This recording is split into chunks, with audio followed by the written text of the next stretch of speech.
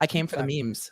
Oh, It's the OnlyFans. Nice. I'll walk you through them. I'll explain it to you. Knowyourmeme.com is going to be your new best friend. It's kind of like Urban Dictionary for the meme challenge. Oh, And thank I you. know it's authority because it was filed in the Toddy Westbrook defamation suit, and the court was asked to take judicial notice. That's awesome.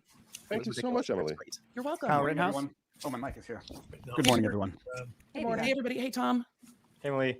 Hey, Viva.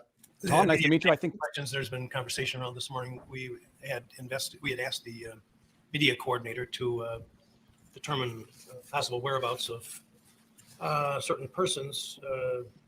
That's vague.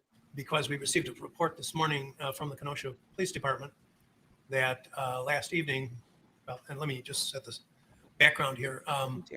The jury in this case is being transported from a different location in a bus with windows covered so that they don't have to look at aren't exposed to any signs by one side or another or interest in the case. And pictures of that. So I'm going to call it a sealed bus. And that's been done every day. And then they're brought here to this building. And last evening, a person who identified himself as James J. Morrison and who claimed that he was a producer with NBC News, employed for MSNBC, and under the supervision of a person, what's going on? Oh, okay. Under the supervision of someone named Irene Bayan in New York for MSNBC. The police, when they stopped him because he was following at a distance of about a block and went through a red light, pulled him over and inquired of him what was going on, and he gave that information and stated that he had been instructed by Ms. Bayan, What's he New York, to following the jury. follow the jury bus. This shit just never lets up, and it's coming to the point where it's becoming so frustrating for me. The matter is on further investigation at this point, and the media has asked questions about it. That's the latest I have. And he was ticketed for violating a traffic control signal. He's not here today, from what I'm told. And I have instructed that no one from MSNBC News will be permitted in this building for the duration of this trial. How about this? Banned. Gone forever. Because I don't put up with your fucking bullshit.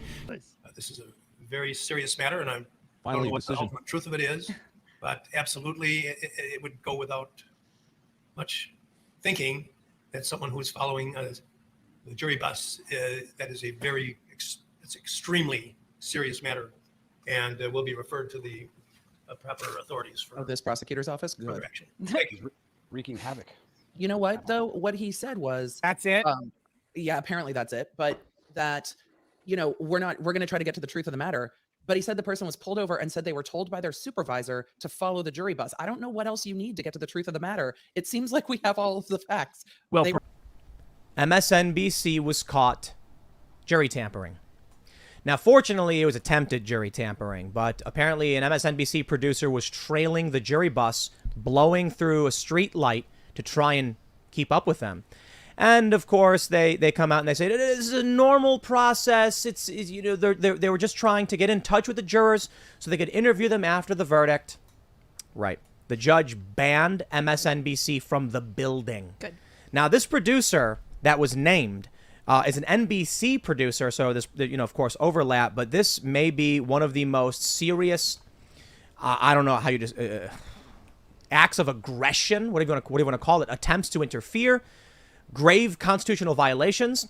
NBC News then released a deceptive half-truth statement claiming that they weren't trying to contact the jurors during deliberation, trying to make it seem like it was just a coincidence. They just happened to be driving on the same road, just right behind the jury van when they happened to be driving erratically and blow a red light and get pulled over. Of course, they weren't deliberating. Deliberations had ended. They were on their way home. And NBC is trying to just obfuscate the facts that they were stalking the jurors when they were on their way home. What do you do?